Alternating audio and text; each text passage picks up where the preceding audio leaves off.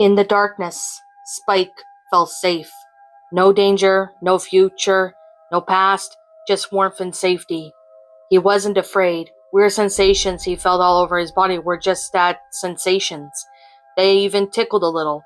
Spike couldn't focus on them for too long, simply because he didn't want to. He simply wanted to float and forget.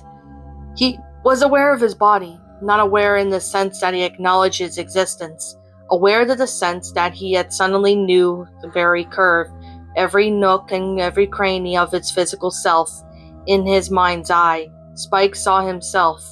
It was like he was both inside and outside of his own body, undressing his outer layer to reveal the squishy interior. He could see his own piercing eyes, the roundness of his form, the chubby little fins protruding from either side of his body. What? Spike opened his eyes, really opened them. His consciousness rushed back to his body all at once, but somehow he was still floating. The void evaporated, taken within that intoxicating feeling of comfort and security.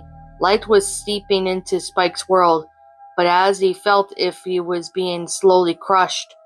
Through a wobbly haze, he saw 5 faces he immediately recognized. They were all disoriented, but the features were recognizable. They were his pony friends, each peering at him with identical expressions that he couldn't quite understand. It didn't matter. All that mattered was that they were out there. Spike wasn't alone. "Hey guys," he said, "could you get me out of here?" But the words didn't leave Spike's mouth. He heard them in his own brain, their echo bouncing off the walls. He tried again, attempting to open his mouth and actually speak, but the words hit an invisible barrier and fell back to his own mind. The sensations were back. They had come more intense and more or less easy to ignore. Spike felt like he was burning. He flailed, trying to shake the inferno off his body, but somehow that only made it worse, as if he was flopping around in a puddle of lava. He could feel the slow evaporation of his physical self as parts of him burned away.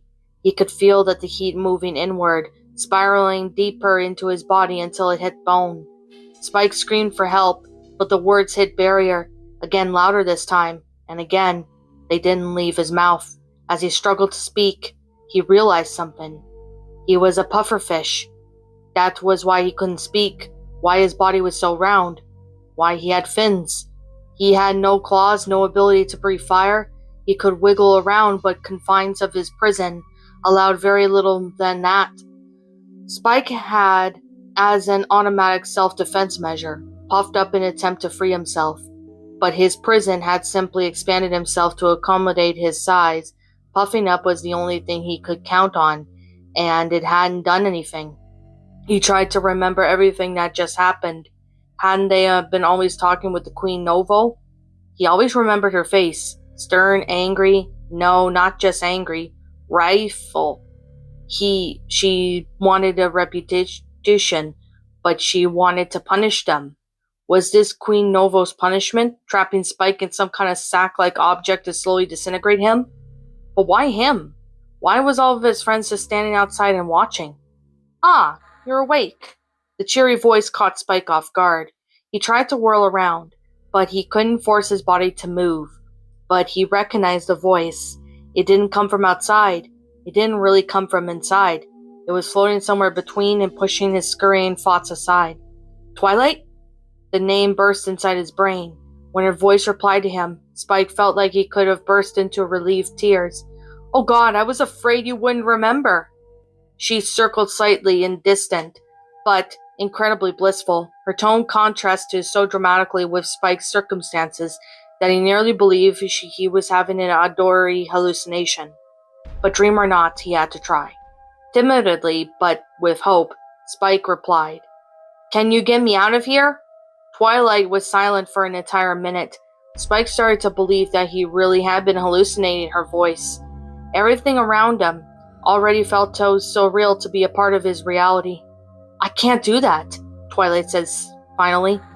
Spike could see his friends shifting positions a little.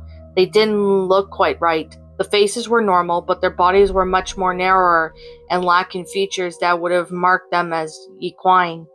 They would have changed as he had, becoming a creature of the ocean. But why weren't they helping him? Why? Spike said. Just use your magic. He wasn't sure what was going on. His head was spinning as he tried to comprehend his reality, putting the past and present together to a cohesive picture. He saw Queen Novo's angry, wrathful face with the faces of his friends, the deepest and darkest part of the sea, but it was all burning away, like someone had set fire to the pages of a book. His body was being engulfed, but at that pace, that was too slow, and though Spike was melting, dissolving, ceasing to be, but he couldn't move. Oh, Spike. Twilight sounded condescending, like she had pitied Spike for not understanding. Hurry, Spike pleaded. He didn't have the energy to be angry. He could only whine, not caring if he sounded like a spoiled fool begging for a piece of candy. Spike's prison was shrinking, slowly closing in on him as the infernal dissolved in his body. He was terrified that he might not be able to see his friends' faces anymore, but also terrified that those faces might be the last ones he ever saw. You have to understand, said Twilight. It's the natural order of things. Spike's friends were all huddled together, a group of ponies staring at him. He felt like an attraction at a zoo. What are you talking about? Said Spike. Just get me out of here, please. Then it hit him. The slow evaporation of his body, the squishy yet resilient texture was his prison. It wasn't some kind of transparent sack. It wasn't even really a prison, except in an abstract sense. It was a stomach. Spike was being digested. It's a natural order, you know that. I taught you about that. Twilight sounded so calm and rational, like she was explaining how to solve a math problem. She almost sounded mechanical, as if she nearly forgotten she was a pony with ambitions, emotions, and ideas. The natural order? Said Spike blankly. His friends were floating outside. He was now as certain it was them. In an instant, a sharp picture of their features flashed across his mind. Emotionless, they had become hollow, without life or purpose. Just a collection of impulses. But why not Spike? Why hadn't he been spared? He wanted to be numb, innocent of what was happening to him. But he was aware, so aware that he could feel every corner of his body as his prison pressed him into his round form, was steadily absorbed into the fire. Help me, he said. No answer. He wished he had claws to escape, fists to pound, but even that was fruitless. He wished he still had the limbs to which to thrash and protest. Even if that heat had eaten through his scales, Spike would have preferred to be himself. Spike wanted it to be over so he can face oblivion, but the process seemed to have slowed. The infernal was moving towards his center, absorbing everything in its path. He was surprised that he was even holding on. The feeling alone should have driven him to a liberating madness, yet he remained horribly aware of himself and his circumstances from the outside to inside, squeezing and burning towards what was left of his mind. Help me, he repeated. But Twilight seemed to have left him for good.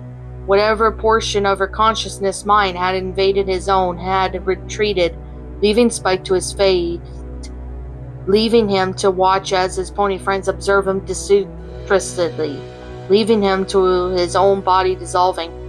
The natural order, she said. Predator versus prey. Sometimes prey won, sometimes prey escaped, but not this time. Once Spike had been completely digested, Twilight faced her friends. Her gaze roamed the blank stare at a blank stare, taking in their complete lack of interest. She no longer saw anything remotely aspent in her eyes. They had all given in, becoming nothing more than instinct. Twilight smiled. It had taken her friends a long turn, but she was far off herself. But at least she understood what she was going to become.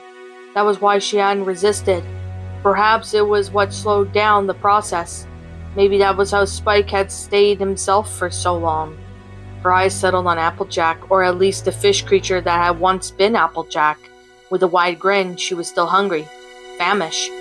Hungry as well. A horse. But there were no hooves to be found anymore. Merely fins, a triangular body, and a remarkable new ability Twilight appreciated. She wasn't sure what type of fish she was.